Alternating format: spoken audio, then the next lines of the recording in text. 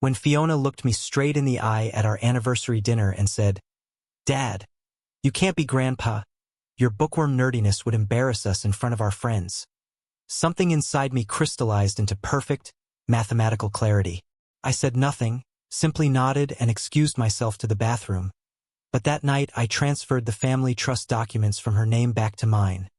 All $340,000 worth. Before we continue, please subscribe to the channel and let us know where you are listening in the comments. The evening had started so beautifully. Eleanor had spent 3 days preparing her famous pot roast, the one Fiona used to beg for every birthday. Our small dining room in Beacon Hill glowed with candlelight. The mahogany table Eleanor's grandmother had left us polished to mirror brightness. 27 years of marriage, and my wife still took my breath away when she wore that blue dress, the same shade as her eyes. To Harold and Eleanor, Fiona raised her wine glass, her new diamond wedding band catching the light. 27 years of showing us what real love looks like. Trent, her husband of 8 months, clinked his glass against hers with that practiced smile I'd grown accustomed to seeing at family gatherings. "Your father worked double shifts at the library for 6 months to afford this dinner," Eleanor said, squeezing my hand. 3 jobs: morning reference desk, afternoon archives, and evening inventory. "Dad, you didn't have to do all that," Fiona protested. But her eyes sparkled with the same joy I remembered from her childhood Christmas mornings. "Of course I did," I replied, cutting into the tender beef. "It's not every day my daughter announces she's expecting my first grandchild." The warmth in the room felt tangible, like an embrace. Trent was telling us about the nursery they'd started planning, how he'd already begun researching the best preschools in Cambridge. Eleanor was practically glowing, already knitting tiny booties in soft yellow yarn. "We want you both to be so involved," Fiona continued, reaching across to touch my weathered hand. "I keep imagining our little one learning to read in your library, Dad. All those stories you used to tell me about the rare books in the archives. I still have that first edition Grimm's fairy tales," I said. "Been saving it for exactly this moment." Trent nodded approvingly. "That sounds perfect. We want our child to have every advantage, every opportunity."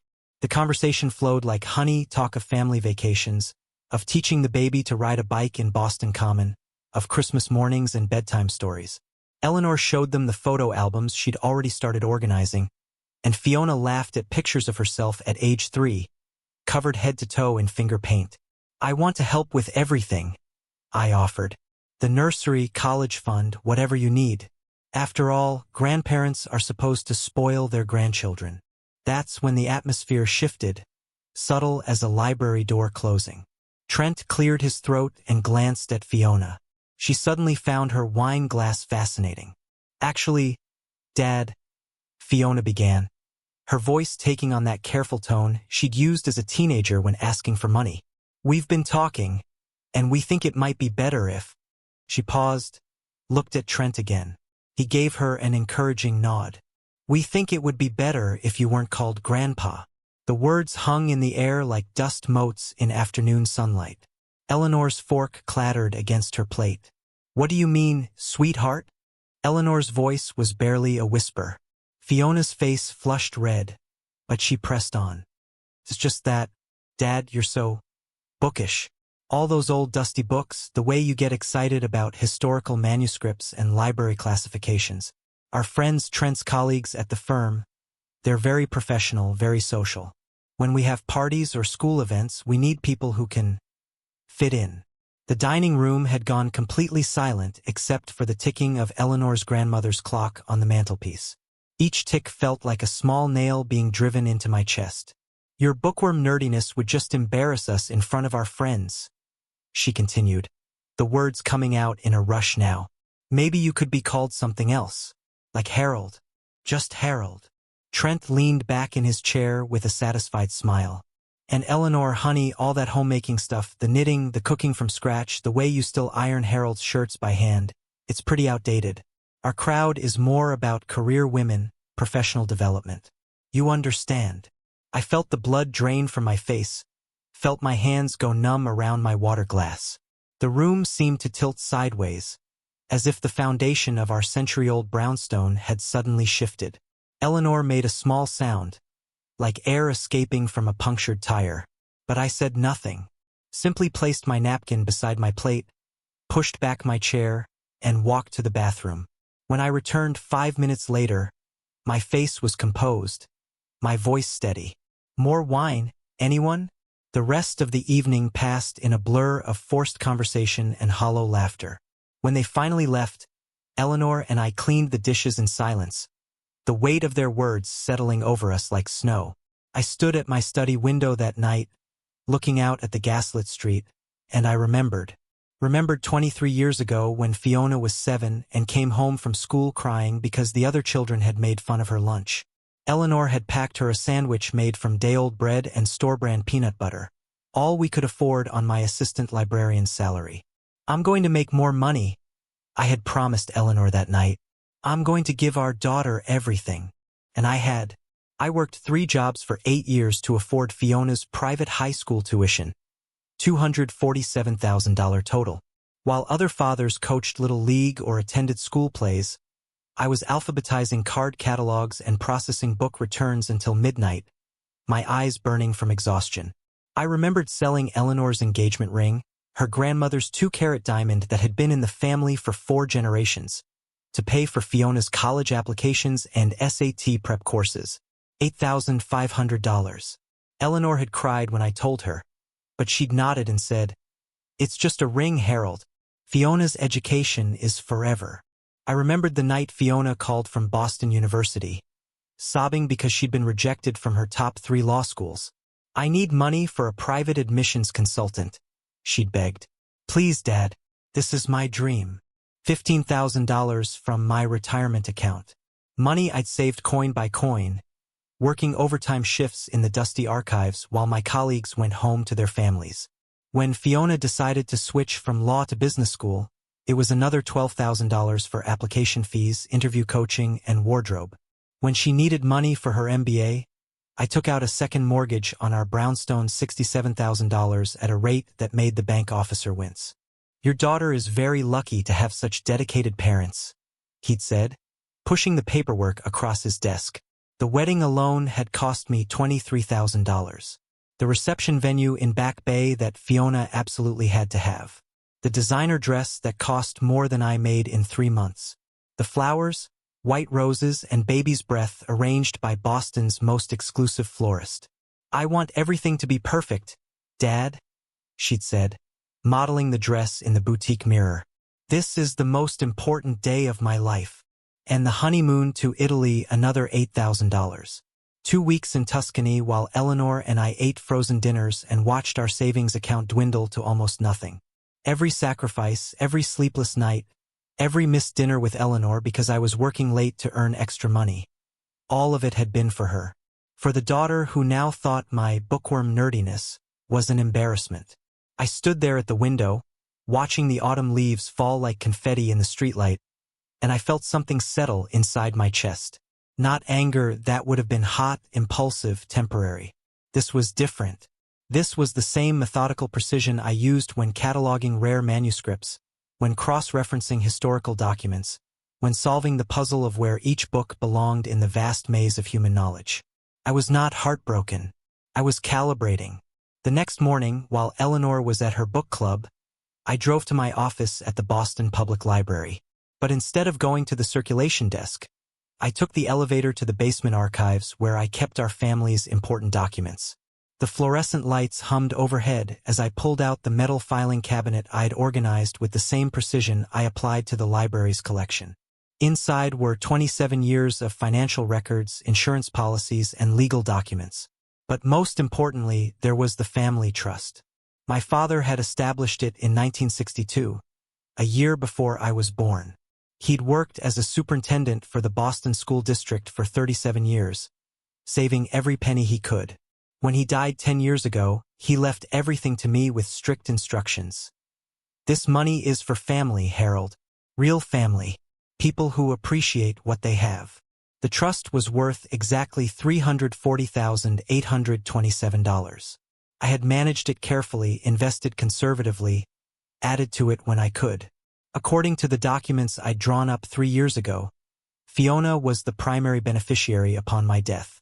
But there was a clause one my father had insisted upon that allowed me to revoke that designation if the beneficiary proved unworthy of the family legacy.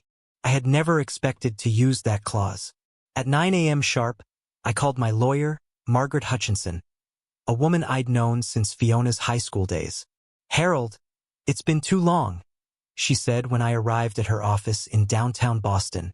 "How's Eleanor? How's Fiona?" "That's actually why I'm here, Margaret." I placed the trust documents on her mahogany desk. "I need to make some changes." She read through the paperwork carefully, her reading glasses perched on the end of her nose. "You want to revoke Fiona's beneficiary status entirely?" "Completely." "Harold, this is a significant decision. May I ask what's prompted this?" I told her about the dinner, about Fiona's words. Margaret's expression grew progressively more stern as I spoke. "I see," she said finally. "And you're certain about this course of action?" "Absolutely certain." "Very well. I'll need you to sign several documents, and we'll need to have everything notarized. The changes will take effect immediately upon filing." 3 hours later, I walked out of Margaret's office carrying revised trust documents that named Eleanor as the sole beneficiary, with instructions that the money be donated to literacy programs upon her death. Fiona's name appeared nowhere in the 47 pages of legal text. But that was just the beginning. That afternoon, I drove to Cambridge to visit James Morrison, the accountant who'd been handling my taxes for 15 years. His office was in a converted Victorian house near Harvard Square, and his secretary ushered me into his book-lined study. "Harold, good to see you. What can I do for you today?" I spread my financial records across his desk: bank statements, loan documents, investment portfolios. "James, I need you to help me understand exactly how much money I've given to my daughter over the past 20 years. He raised an eyebrow but began examining the papers. For the next 2 hours, we went through every canceled check, every bank transfer, every loan I'd co-signed. The numbers were staggering. Private school tuition, $247,000. James read from his yellow legal pad. College expenses, $78,000. Graduate school, $89,000. Wedding and reception, $23,000. Honeymoon, $8,000. Various gifts and support, $31,000. And then there are the loans you co-signed. How much in total? Harold, you've given your daughter, directly or indirectly, approximately $476,000 over the past 20 years. The number hung in the air like smoke. Nearly $500,000. More money than most people see in a lifetime. And my current financial situation? James flipped through more papers. Your savings account has $11,847. Your checking account has $2,103. You owe $43,000 on your house, the second mortgage you took out for Fiona's MBA. Your retirement account has $23,000, well below what it should be for a man your age. I sat back in the leather chair and closed my eyes. What would my net worth be if I had invested that $476,000 instead of giving it to Fiona? Conservatively, assuming a modest 6% annual return over 20 years, you'd be worth approximately $1.2 million today. That night, I sat in my study and drafted a letter. Not an angry letter. I wasn't angry anymore. This was something else entirely. Something cold and precise and utterly final. Dear Fiona, after careful consideration of our conversation at dinner, I have decided to respect your wishes regarding my involvement in your family's life. Effective immediately, I will be discontinuing all financial support. This includes the $340,827 family trust, which has been redirected. The college fund I was planning to establish for your child, $50,000. The monthly payments on your student loans, which I have been making for the past 3 years, $847 per month. Your car insurance, which I have paid since you turned 16, $167 per month. Your health insurance, which you are still on under my policy, $312 per month. Additionally, I have contacted the following institutions. Harvard University, to remove myself as guarantor on your remaining student loan debt. Citizens Bank, to remove myself as cosigner on your graduate school loans. American Express, to remove you as an authorized user on my credit card. Since you feel my involvement would be embarrassing to your social circle, I am ensuring that you will have complete independence to build the life you desire. I wish you and Trent the best of luck. Harold. I sealed the letter and placed it on the hall table to mail the next morning. Then I poured myself 2 fingers of the bourbon Eleanor's father had given me for my wedding day, bourbon I'd been saving for a special occasion for 27 years. This seemed special enough. The phone started ringing at 8:47 a.m. Dad. Fiona's voice was sharp. Panicked. Dad. I just got your letter. This has to be some kind of mistake. No mistake, Fiona. I thought about your words very carefully, and you're absolutely right. It would be inappropriate for someone as embarrassing as myself to be involved in your family's life. Dad, you can't do this. The student loan payment is due next week. I don't have that kind of money. I'm sure Trent's colleagues at the firm will be very understanding about late payments. This is insane. You're my father, and you made it very clear that my role as father has been an embarrassment to you. I'm simply eliminating that source of embarrassment. She was crying now, that manipulative sobbing she'd perfected as a teenager. Dad, please. I didn't mean it that way. It was just dinner conversation. I didn't think. You didn't think what, Fiona? That actions have consequences. That words have meaning. I'm 55 years old. I've spent my entire adult life thinking very carefully about the precise meaning of words. But the trust fund, Dad, you can't just take that away. Actually, I can. And I have. This is illegal. I'll get a lawyer. Please do. Margaret Hutchinson drew up the paperwork. Perhaps you remember her. She's been our family lawyer since you were in high school. The same woman who helped me establish your college fund, who processed the paperwork when I mortgaged our house for your education. The line went quiet except for her ragged breathing. Dad, she whispered finally. What do you want from me? Nothing, Fiona. I want absolutely nothing from you. Just as you want nothing from your bookworm nerd of a father. I hung up. The phone rang 17 more times that day. I let them all go to voicemail. Eleanor listened to the messages with tears streaming down her face, but she didn't try to stop me. She said I was outdated. Eleanor whispered that evening as we ate our simple dinner of soup and crackers, all we could afford until my next paycheck. She said my knitting was embarrassing. I know, sweetheart. Harold, do you think we failed as parents? I reached across the table and took her work-worn hands in mine. Eleanor, we sacrificed everything for that girl. We gave her every opportunity, every advantage. We did our job. What she chose to do with those gifts was up to her. 3 days later, Trent called. Harold, we need to talk. His voice had lost that practiced smoothness, replaced by something harder, more desperate.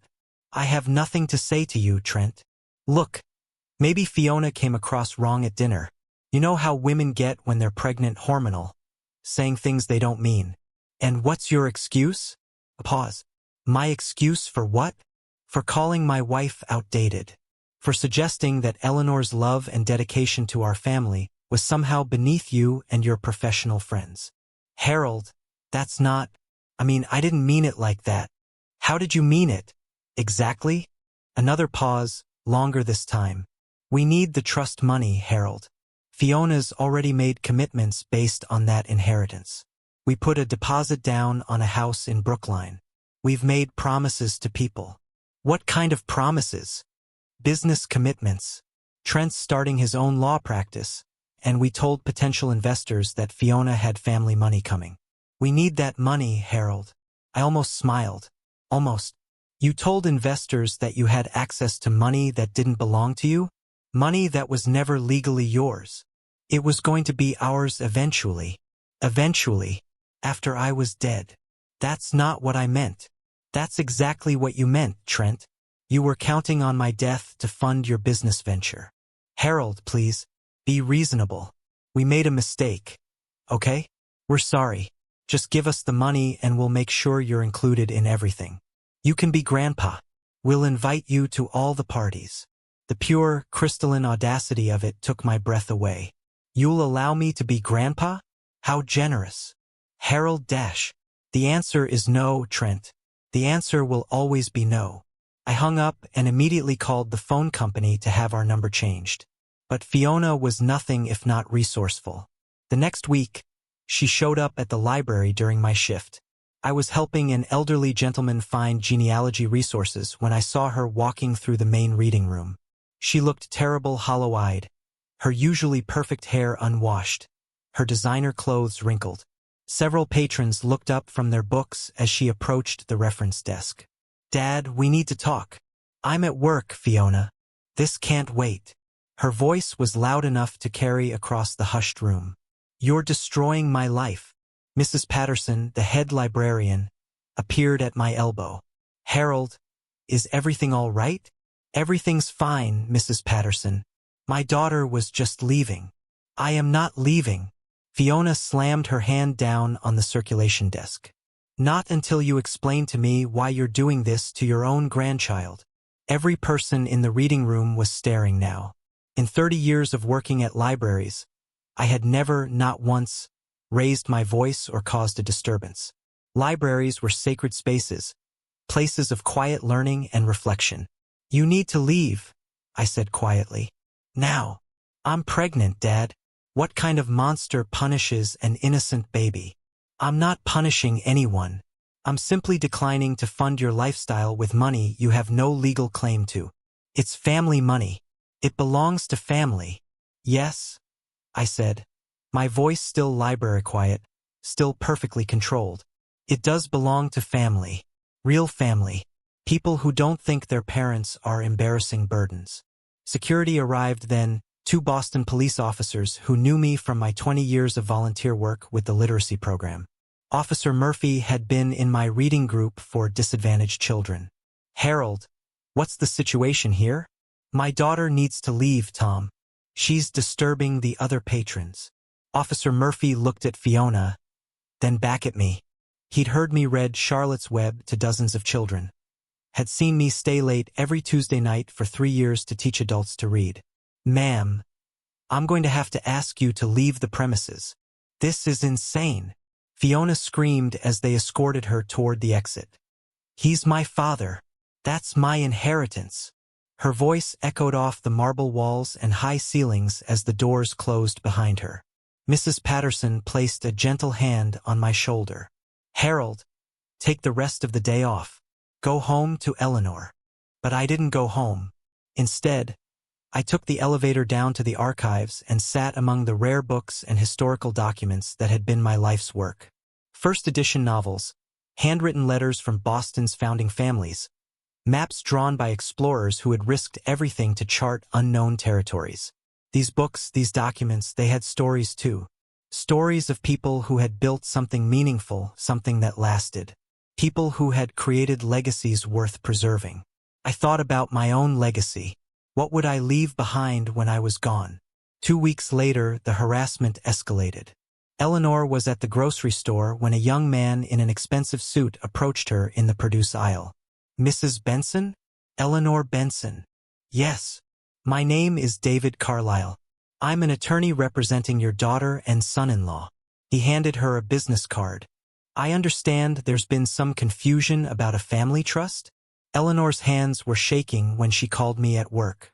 "Harold, there was a lawyer at the grocery store. He said Fiona hired him to contest the trust." I drove home immediately and found Eleanor sitting at our kitchen table, staring at the lawyer's business card. "What did he say exactly?" "He said that Fiona has been the beneficiary of the trust for 3 years, and that makes her a legal heir. He said you can't just take away someone's inheritance without cause." I picked up the phone and called Margaret Hutchinson. "Margaret, I just got a visit from someone named David Carlyle. Claims he represents Fiona." "I know David. He's young, ambitious, not particularly scrupulous." "Harold, I need to ask you something, and I need you to be completely honest with me." "Of course. Have you ever, in writing or verbally, promised Fiona that she would inherit the trust? I thought carefully. 3 years ago, when I revised the will, I told her she was named as beneficiary. But I was very clear that the designation could be changed at any time. Do you have any documentation of that conversation? It was at her college graduation party. There were probably 20 witnesses. Good. Here's what's going to happen, Harold. David is going to file a legal challenge claiming that your daughter had a reasonable expectation of inheritance. It's a weak case, but it will tie up the trust for months, maybe years. Can he win? Not if you have proper documentation. But Harold, legal fees could run into the tens of thousands. Are you prepared for that? I looked at Eleanor, who was still pale and shaking. Margaret, I want you to do something for me. What's that? I want you to dig into David Carlisle's background. Find out exactly who's paying his fees. Because I guarantee you, Fiona and Trent don't have money for lawyers. Margaret called back the next day with information that made my blood turn to ice water. Harold, you're not going to like this. David Carlisle's fees are being paid by a private loan company. They've given Fiona and Trent a $75,000 advance against their expected inheritance, at 18% annual interest. They've already spent money they don't have. Counting on winning a legal case they can't win? It gets worse. I've looked into their finances. They've used your name as a reference for several large purchases. The house in Brookline, a new car, credit cards. They've been telling people that they're about to inherit substantial family money. How much are they in debt?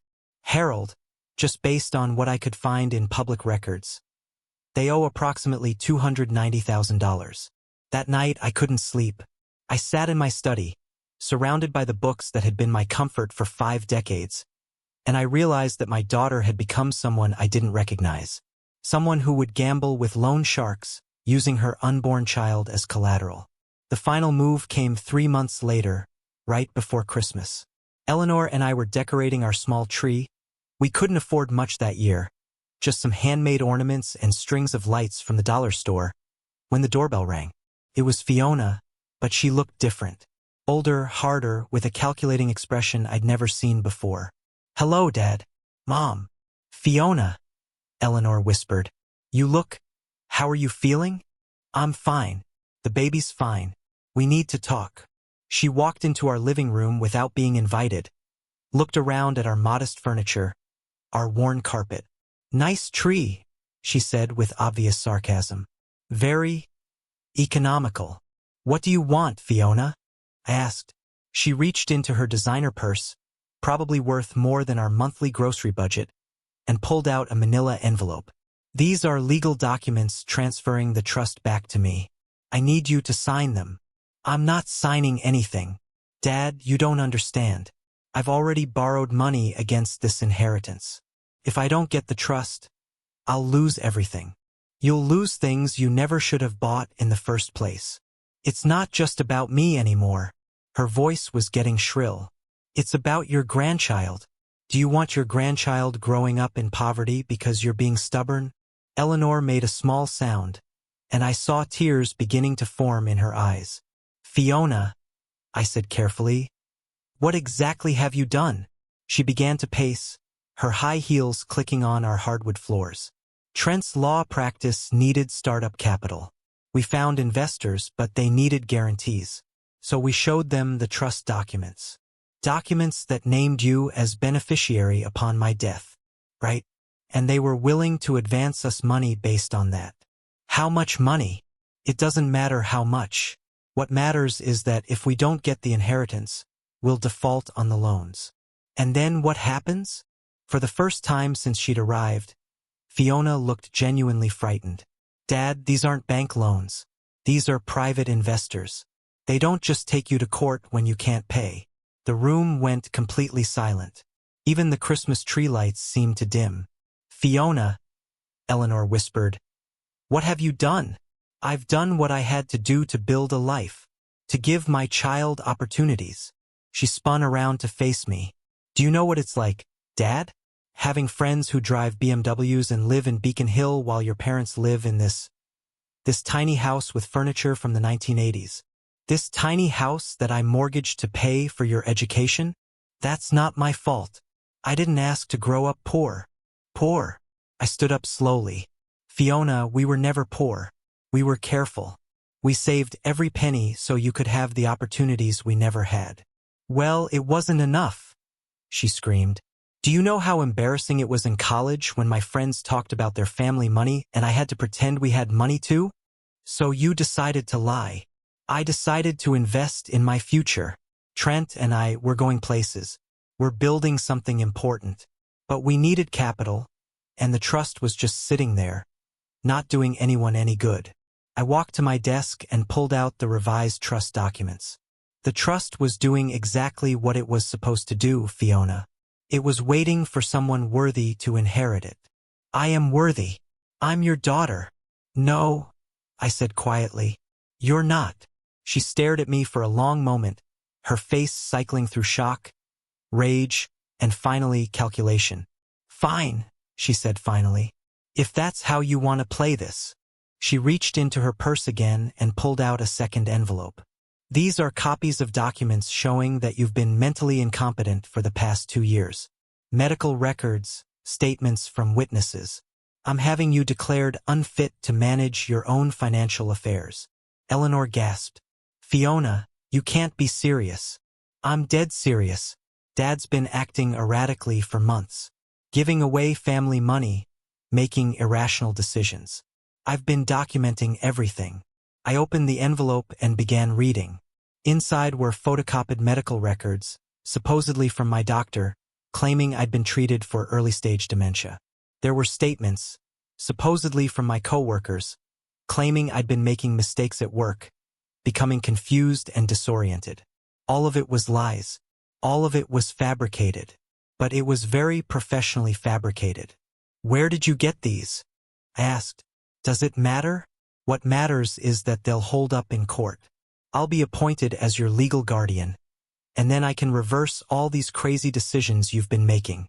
I looked at my daughter, this woman I'd sacrificed everything for, this person I'd raised and educated and loved, and I felt something die inside my chest.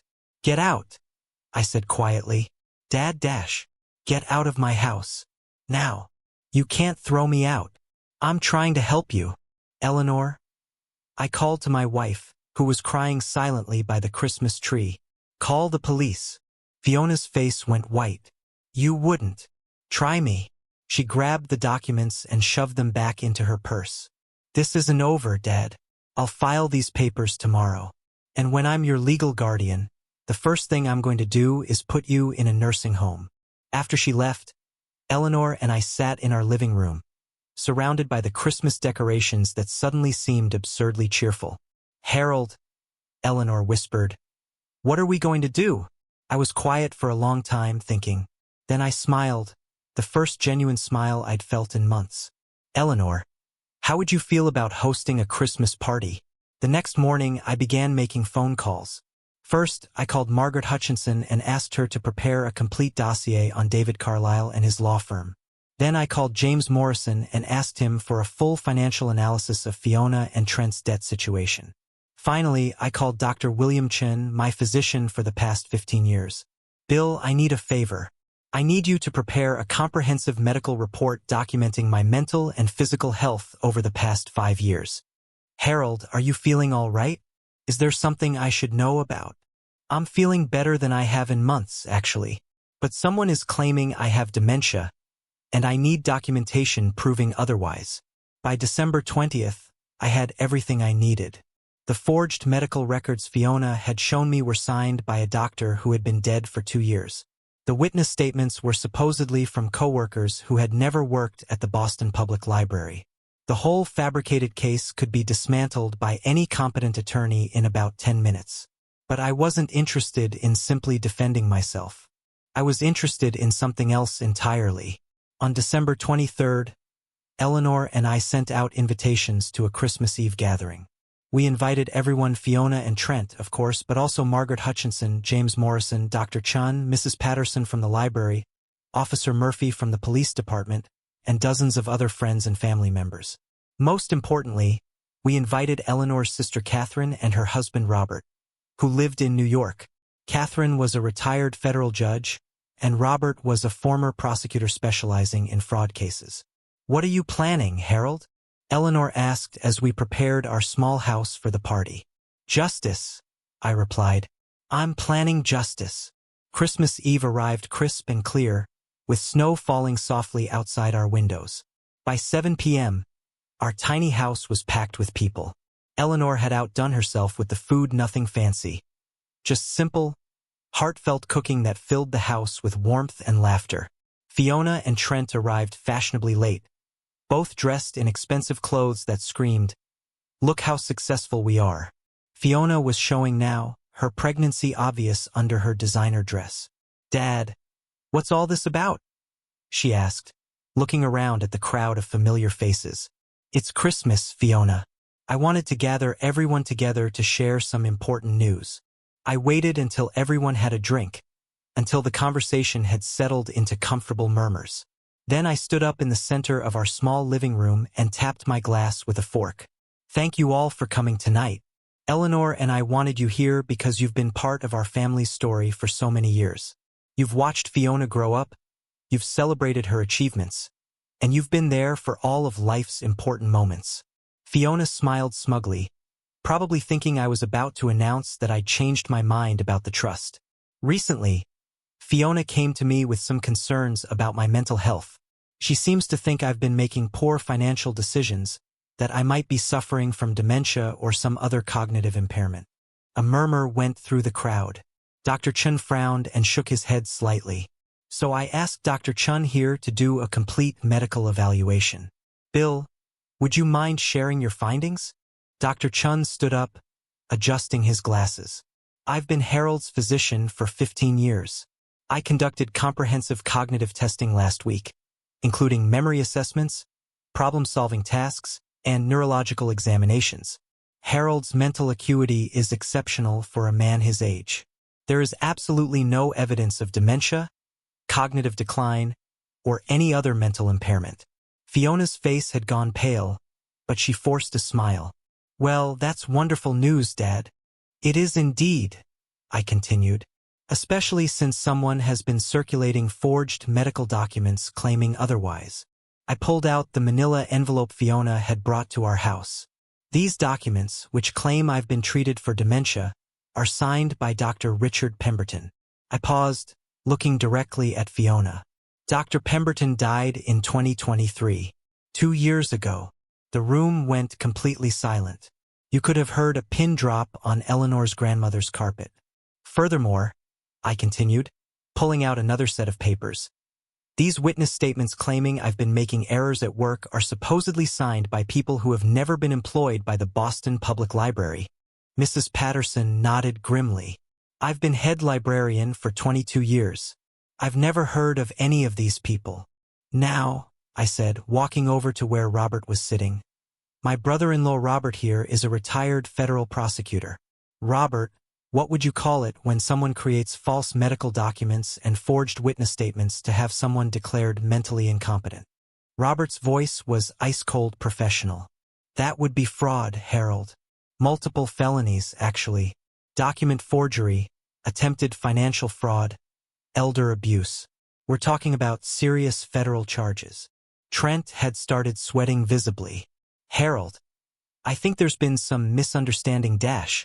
"Oh, there's been no misunderstanding," I interrupted. "Margaret, would you please explain what Mr. Carlyle and his client have been up to?" Margaret Hutchinson stood up with a thick folder in her hands. "David Carlyle's law firm has been operating what appears to be an inheritance fraud scheme. They advance money to clients who claim to be expecting inheritances, then help those clients create false documentation to claim the money immediately." She opened the folder. "In Fiona and Trent's case, they've borrowed $75,000 against Harold's trust, plus an additional $215,000 in various loans and credit advances, all based on the false claim that they were guaranteed to inherit $340,000. The problem," I said, looking directly at my daughter, "is that they were never guaranteed to inherit anything. The trust clearly states that beneficiary designation can be revoked at any time for cause." Fiona finally found her voice. "Dad, this is insane. You're humiliating me in front of everyone." "Am I?" I asked, Because I think the person who should feel humiliated is the one who tried to have her own father declared mentally incompetent so she could steal his money. Eleanor's sister Catherine, the retired federal judge, stood up slowly. Fiona, dear, I think you need to understand something. What you've done here isn't just morally reprehensible. It's criminal. I was trying to save my family, Fiona screamed. The people we borrowed from, they're not going to just forget about this debt. Then you should have thought of that before you borrowed money you had no legal right to expect, I replied calmly. Trent suddenly bolted for the door, but Officer Murphy was standing right there. Where are you going, son? This is entrapment, Trent shouted. You can't just ambush us like this. Actually, Robert said, standing up and pulling out his phone, I've been recording this entire conversation, and based on what I've heard tonight, I have enough evidence to recommend federal charges against both of you.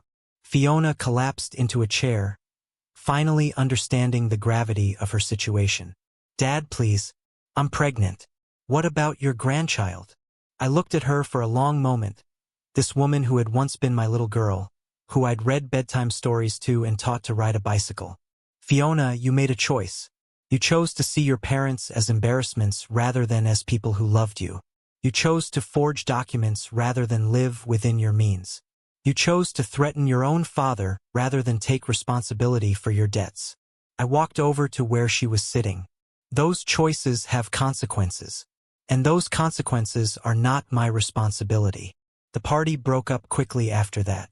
People hugged Eleanor and me, offering support and expressing their shock at what they'd witnessed. Several of them mentioned that they'd always thought Fiona seemed ungrateful, but they'd never imagined it would go this far. After everyone left, Eleanor and I sat by our Christmas tree, holding hands in the quiet house. What happens now? She asked. Now we live our lives, I said, without the burden of supporting people who don't appreciate what they have. But the baby, Harold, our grandchild. I squeezed her hand. Eleanor, that child will be better off with parents who understand the value of hard work and integrity. Maybe this will teach them. 6 months later, I got a phone call from Margaret Hutchinson. Harold, I thought you should know. Fiona and Trent pled guilty to multiple fraud charges. They've been sentenced to 18 months in federal prison, suspended pending restitution of the stolen funds. And the baby? Born healthy, a little girl. She's being cared for by Trent's parents while Fiona and Trent try to rebuild their lives. Are they still together? No. The marriage didn't survive the legal fees and the shame. Trent moved back in with his parents. Fiona is working at a retail store in Quincy, trying to pay back what she owes. I felt a strange mixture of sadness and satisfaction. And the trust. Still intact. Still earning interest. What would you like to do with it? I've been thinking about that, I said. Eleanor and I want to establish a scholarship fund for children whose parents work in public service, librarians, teachers, firefighters, people who sacrifice for their communities. That sounds perfect, Harold. A year later, Eleanor and I were having dinner at a small restaurant in Cambridge when I saw her. Fiona was working behind the counter at a sandwich shop, wearing a uniform with a name tag, looking tired but somehow more real than she had in years. She saw me too, and for a moment our eyes met across the crowded restaurant. She looked like she wanted to say something, maybe walk over to our table, but she didn't. She just nodded slightly and went back to work. Eleanor squeezed my hand under the table. Do you miss her? I miss the person I thought she was, I said. I miss the daughter I believed I was raising. Do you think we'll ever hear from her again? Maybe, I said, when she's learned what we tried to teach her all those years. When she understands that love isn't about what people can give you, but about what you're willing to sacrifice for them. That night, we went home to our small house in Beacon Hill, to our simple furniture and our modest life. The house felt different now, lighter somehow, as if a weight had been lifted from its old bones. I sat in my study, surrounded by my books, and opened the newspaper to the obituaries, a habit I'd developed in recent years. There, in small print at the bottom of the page, was a familiar name. David Carlyle, the lawyer who had tried to help Fiona steal my money. The obituary was brief. Died suddenly at age 34. Under investigation by federal authorities at the time of his death. I closed the newspaper and looked out my window at the gaslit street, at the snow falling gently on the sidewalks where Eleanor and I had walked hand in hand for 27 years. Sometimes justice comes in ways you don't expect. Sometimes the people who try to destroy others end up destroying themselves. And sometimes the quiet man in the library, the one people think is just a harmless bookworm, turns out to be the one person you should never underestimate. 2 years have passed now. Eleanor and I live simply, but we live well. We have enough money for our needs, and we have something more valuable than wealth. We have peace. The Harold Benson Scholarship Fund has helped 12 young people attend college, children of teachers and librarians and social workers who understand the value of service over profit. And every morning, I walk to work at the Boston Public Library, where I help people find the information they need, where I organize the books that contain all of human knowledge, where I am surrounded by stories of people who built something meaningful with their lives. I am not a wealthy man. I am not a powerful man. But I am a man who learned the difference between family and blood, between love and manipulation, between sacrifice and foolishness. And in the end, that knowledge was worth more than any inheritance could ever be. If you liked this story, please like this video. Subscribe to the channel and share your impressions in the comments below. Every story teaches us something about human nature, about the choices we make and the consequences we face. This librarian learned that sometimes the most powerful weapon against betrayal isn't anger, it's precision.